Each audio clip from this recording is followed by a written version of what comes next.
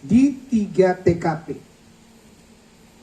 dengan modus pengemasan ulang yang dilakukan di rumah ini dengan kamuflase kemasan kopi, dan 2 lainnya dimasukkan ke dalam mobil yang dikamuflase masuk ke dalam kompartemen bagian mobil. Saya akan jelaskan satu persatu. Yang pertama, TKP pertama ini dari tersangka yang namanya CT, ini tersangka pertama. Kemudian tersangka 2 namanya Jul, inisial. Kemudian tersangka 3 namanya Sud, inisial. Dan tersangka keempat adalah namanya Kang, inisial. Tersangka 3 dan tersangka keempat merupakan pasangan suami istri.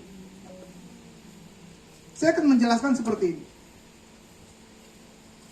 TKP pertama, kami berhasil mengungkap 33 kilogram sabu yang diletakkan di bagian kompartemen rahasia yang dikamuflase di dalam satu mobil berwarna hitam, sudah kita letakkan di sana, yang seluruhnya dikendalikan oleh tersangka 1 perempuan, yaitu tersangka CT. Tersangka CT ini dikendalikan oleh DPO Bob dengan menggunakan aplikasi Zangi yang ada di handphonenya. Perannya apa? Untuk tersangka CT, dia yang mencari supir untuk mengendarai kendaraan mobil yang disiapkan.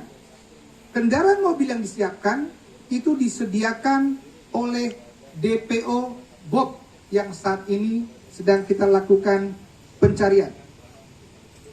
Awalnya, tersangka CT berhasil diamankan oleh tim Narkoba Polda Sumatera Utara itu di salah satu hotel di bilangan C Blutu, Medan.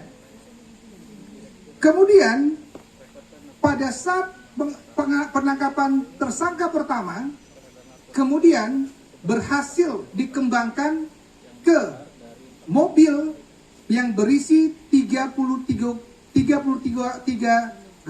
kilogram sabu di kompartemen yang sedang diparkir di salah satu supermarket di Jalan Gatot Subroto, Medan.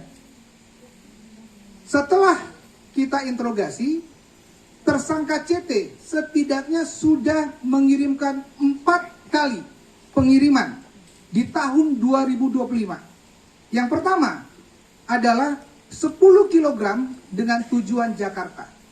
Yang kedua, bulan Maret, yang pertama bulan Februari, kedua bulan Maret 2025, setidaknya ada 25 kg sabu tujuan Jakarta dan berhasil diantar.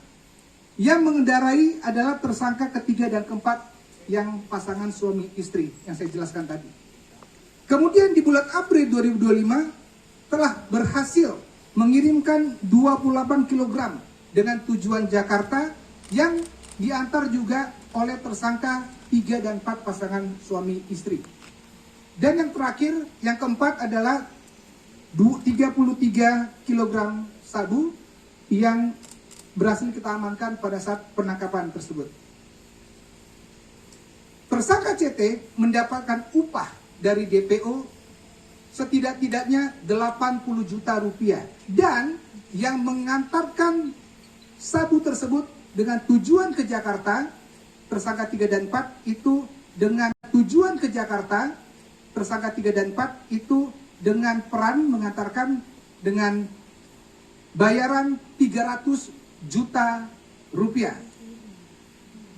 Pada saat penangkapan tersangka 1 CT, ternyata kami berhasil mengembangkan ke tersangka 2, tersangka Jul. Pada saat itu tersangka Jul mencari keberadaan mobil yang berhasil kita tangkap, mobil warna hitam. Pada saat penggeledahan kita temui bahwa tersangka Jul masih memiliki 39 kg sabu yang diletakkan di rumah kemasan. Secara keseluruhan, tersangka Jul ini dialah yang meng-create 100 kg yang diparkirkan di dalam rumahnya dan dikemas sehingga dia berhasil memasukkan beberapa mobil dan ada juga yang sudah berhasil. Tersangka Jul telah memasukkan 33 kg yang pertama, kemudian 28 kg dengan mobil berwarna silver itu yang berhasil kita tangkap di wilayah Banten, joint operasi dengan Polda Sumatera Selatan.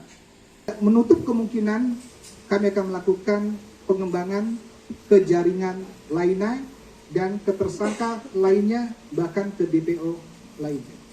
Pak, sejauh ini narkoba ini itu dia dikirim ke luar kota itu melalui jalur darat seluruhnya atau ada dari jalur udara, dan narkoba yang datang ataupun tiba di Medan ini apakah dia jalur udara juga? Setidaknya Direktorat Narkoba Polda Sumatera Utara pernah melakukan pengungkapan kasus pertama melalui darat, yaitu pengantaran seperti ini. Kedua, dengan indikasi melalui maskapai penerbangan yang baru-baru ini kita ungkap. Dan ketiga, dengan melalui perairan yang baru-baru ini kita ungkap juga di Tanjung Balai, tapi nanti kami akan rilis. Jadi yang perlu saya sampaikan adalah peredaran narkotika ini pasti pelakunya menggunakan modus-modus yang bervariasi. Pasti menggunakan metode-metode yang berkembang. Dan perlu saya sampaikan bahwa terkait narkotika ini adalah tanggung jawab kita semua. Informasi apapun, sampai saat ini kami melihat ada 2 pengendali. Satu pengendali adalah yang mengendalikan tersangka CT, yaitu inisial Bob. Pengendali kedua adalah inisial Tom yang mengendalikan tersangka Jul. Jadi di 2 pengendali yang berbeda. Sampai dengan saat ini, kedua pengendali itu kita jadikan DPO dan tim masih dalam proses pencarian dan pengejaran. Sumber barang bukti akan kami sampaikan pada saat nanti kedua DPO ini kita dapati. WNA atau WNI, Pak? WNI. WNI. Ya. Karena mereka menggunakan komunikasi dengan aplikasi Zani. Pak, kemudian Pak, kenapa para tersangka ini memilih rumah ini dan komplek ini, dan kenapa kemasannya dikemas dengan kemasan bubuk kopi ini, Pak? Kenapa gitu, Pak, kalau hasil interogasi pada tersangka? Sudah berapa lama menjadikan gudang pengemasan, Pak? Ya, ada 2 pertanyaan. Pak Dit. Baik, hasil interogasi dan hasil proses yang akan dituangkan di dalam berita acara pemeriksaan tersangka 2 berarti ya, tersangka Jul. Tersangka Jul diperintahkan oleh DPO yang saya sampaikan tadi. Yang pertama, mencari salah satu rumah di Medan, tetapi tidak disebutkan di wilayah sini. Sehingga dia mencari sendiri dan ditemukanlah rumah ini. Tetapi perintahnya belum selesai. Dia tinggal di situ 1 minggu, kemudian dapat perintah lagi bahwa nanti akan datang 1 unit alat press sealer dan itu diantarkan. Barang ini sedang kami dalami proses pengiriman ekspedisinya. Kemudian selanjutnya, perintah selanjutnya,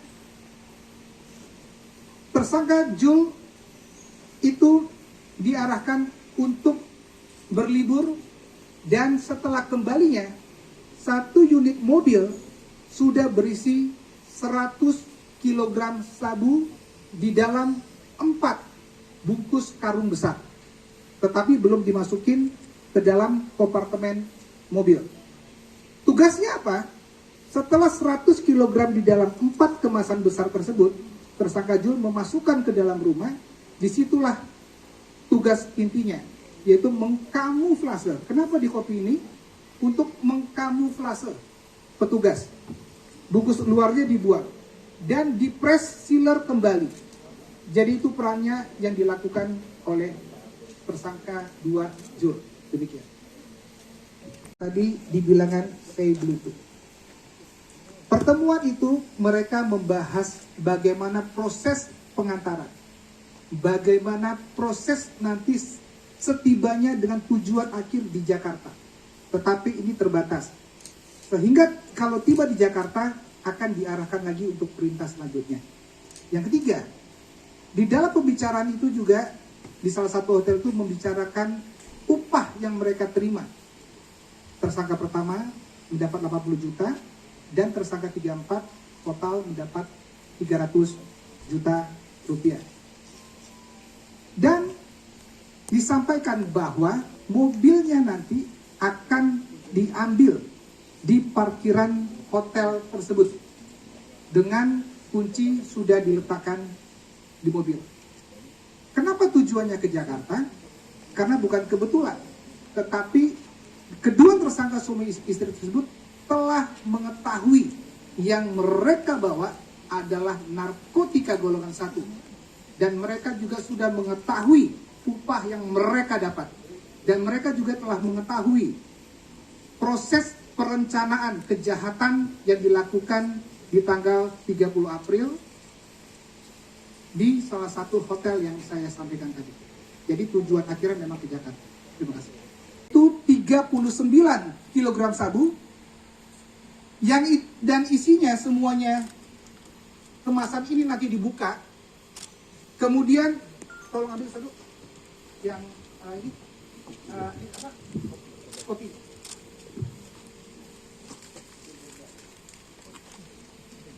Dan nantinya dibuka kemudian dimasukkan dengan kemasan mengkelabui dengan merek kopi, dengan dipres dan disiler dengan alat yang digunakan di bilangan kamarnya.